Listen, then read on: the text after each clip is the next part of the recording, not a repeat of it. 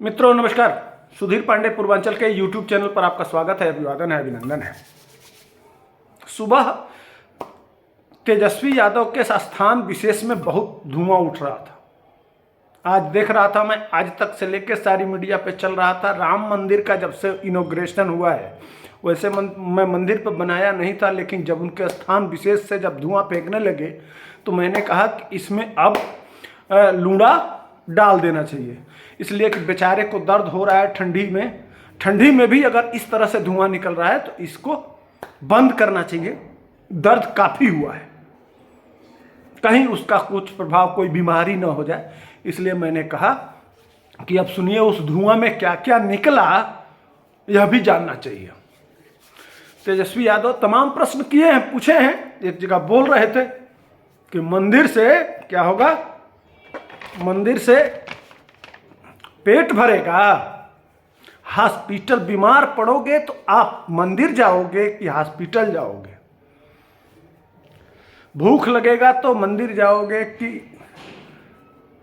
कहाँ जाएंगे। चलिए आते हैं मुद्दे पे। रेलाई नंबर 1, एक एक मुद्दे पे ले लेंगे। इस स्थान ले लीजिए, चमचे हो अगर तो आप कृपया यह वीडियो न देखें। हो सकता है कि आपका भी पिछवाड़ा धुआं ले ले, लपक तेजस्वी वाली लपट आपके पास भी जा सकती है।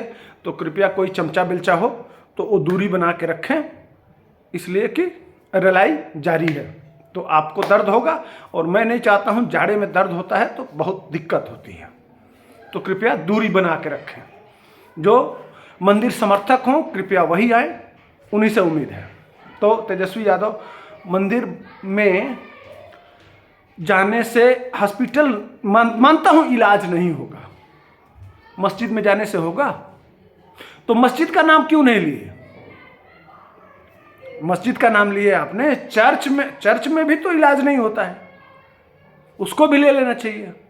आपका टारगेट सिर्फ मंदिर है भैया, और भी तो है। अभी गए थे आप गया में, बौद्ध धर्म, उस पर भी बोल देते। और रही बात, अब आते हैं हॉस्पिटल पे। तो एक बात बताइए कि आपके बाप ने कितना हॉस्पिटल दिया बिहार को? आज एशिया का सबसे बड़ा हॉस्पिटल कहां है? अहमदाबाद में, अहमदाबाद सिविल हॉस्पिटल, जिसमें जाके बनाया था जब चुनाव चल रहा था तो मनीष कश्यप गया था और उसको दिखाया था, उसका एरिया और क्षेत्रफल और उस हॉस्पिटल के सब कुछ दिखाया था कि नहीं? जाके एक बार देखिए ना, देखिएगा, देखना चाहिए आपको। गुजराती आपके बिहार में इलाज कराने नहीं आता है, लेकिन बिहारी कम से कम सैकड़ों की संख्या में जो गुजरात में रहता है, वह गुजरात के हॉस्पिटल में ही इलाज कराता है। तो आपके बाप ने जो कुकर्म किया, जो हक दिया, उसके वजह से जो बिहारी गुजरात में गया है, जो वहां रोटी कमा रहा है, रोजी कमा रहा है, उसके लिए तो सब कुछ वही है। आप भी बुलाइए ना, कह रहे थे कि बड़ा नौकरी बांट रहे हैं, बताइए ना, लिस्ट बना के बताइए कि कितने गुजरातियों को आपने नौकरी दिया।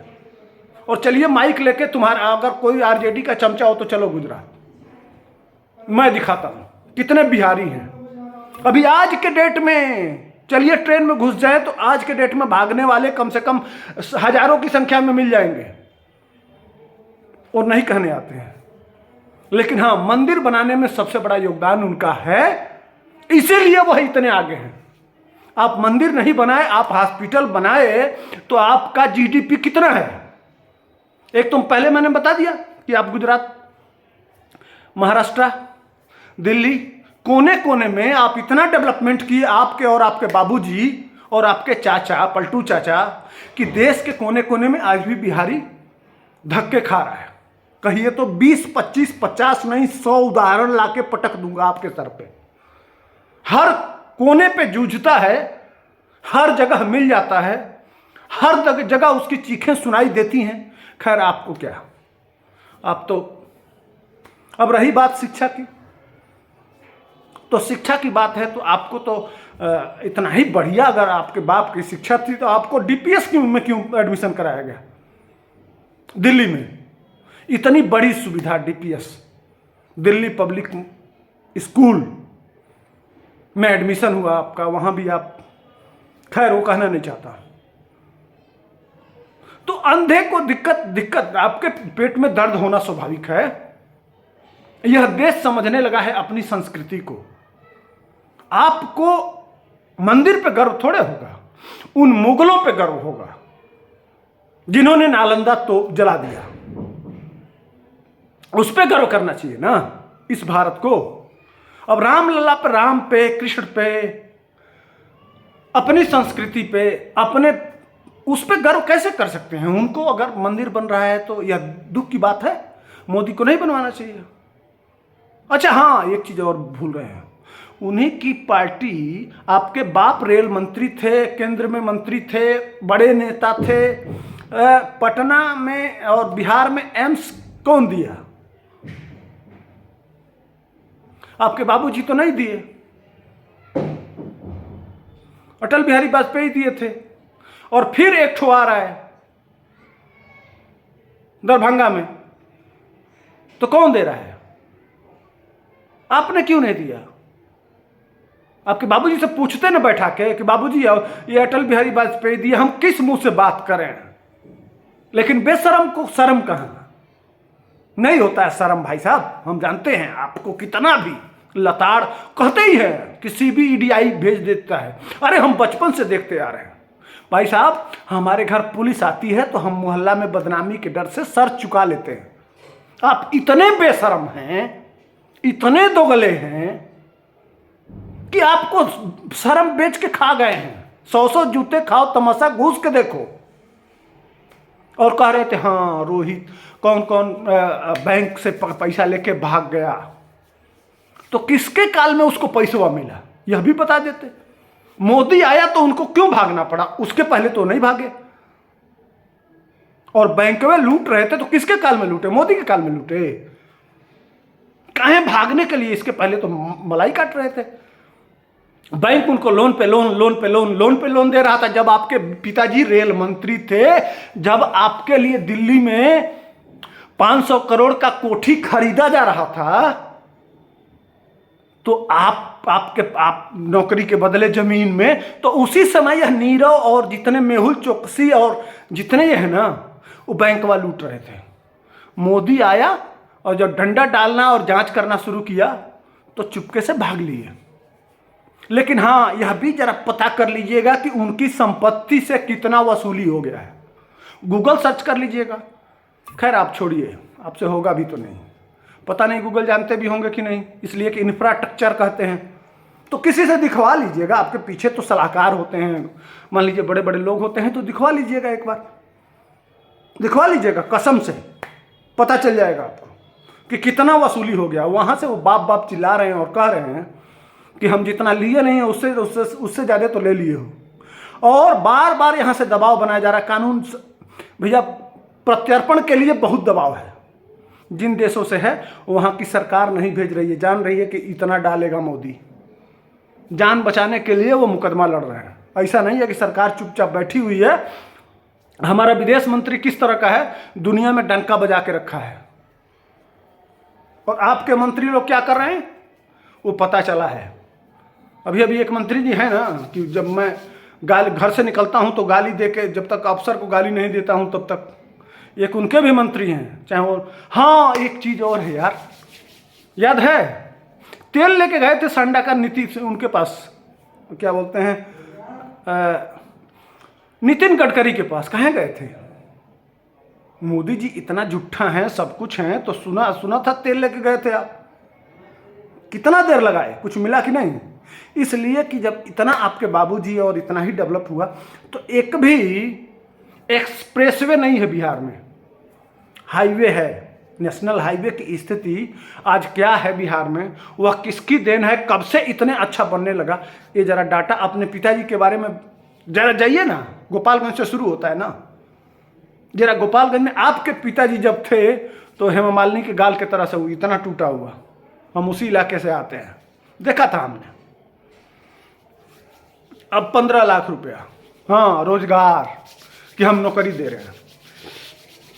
भाई साहब, नौकरी आप जिसको दे रहे हैं वो शिक्षा देगा और सरकार से पैसा लेगा, सैलरी लेगा। लेकिन मोदी जी मुद्रा लोन के माध्यम से छोटे छोटे कर्मियों को उद्योगपति बना रहे हैं। 5 लाख से 1 लाख से 5 लाख के आसपास, 10 लाख के आसपास रुपया आपको मिलता है अगर आप बिजनेस कर रहे हैं। आप चोरों को नहीं देते हैं। आपके पिताजी की तरह से चारा चोर वैसे लोगों को बैंक पहचान गया है तो उनको नहीं दिया जाता है। जो थोड़ा बिजनेस कर लिया है, जो शुरू कर दिया है, उसको बैंक आराम से लोन देता है कि तुम बड़ा करो, तो उसको लोन दिया जाता है। इसलिए उस पर ज़्यादा फोकस है। और पता कर लीजिएगा कितने लोगों को मुद्रा लोन, वो कोई आसमान से नहीं आए हैं, इसी देश के नागरिक हैं। तो मुद्रा लोन दिया गया है तो मुद्रा लोन वाले अपना बिजनेस, जो चाय वाला भी है, पकौड़ी वाला भी है, छोटे छोटे जो हैं उनको पैसा देके उनको बढ़ाना है, इसलिए कि वो सरकार को टैक्स देते हैं। मास्टर शिक्षा देगा, शिक्षा अलग व्यवस्था है, लेकिन जो पकौड़ी वाला, चाय वाला और ठेला वाला और खोमचा वाला जो टैक्स देगा सरकार को, उससे मास्टर जी का तनख्वाह आ जाएगा। तो सरकार को कर्जा नहीं लेना पड़ेगा। इसलिए कमाने वाला सरकार से नहीं लेने वाला, वो सरकार से नहीं लेगा, वो जनता से अपना बिजनेस करेगा, वो जनता से टैक्स कमाएगा और फिर सरकार को टैक्स देगा और सरकार उससे काम करेगी। यह बड़ा विजन आपके समझ में नहीं आएगा। आपको बोल दिए थे कि 10 लाख नौकरी देना है तो दे दिए, आप दे दिए, अच्छा बात है, इसके लिए हम विरोध नहीं कर रहे हैं। लेकिन 10 लाख नहीं दिए हैं, अभी जोड़ेंगे 1.5 लाख भी पूरा नहीं हुआ है। वो डाटा शीट है मेरे पास कि किस तरह से छोड़ रहे हैं, उस पर एक दिन बनाऊंगा वीडियो।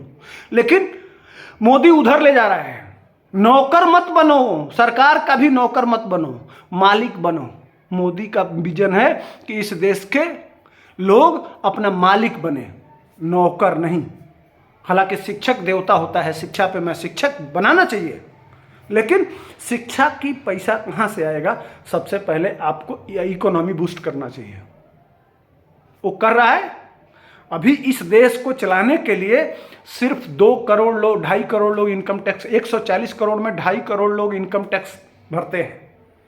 उसमें इनकम टैक्स पेई में ये लगभग 1 करोड़ के आसपास ही टैक्स देते हैं।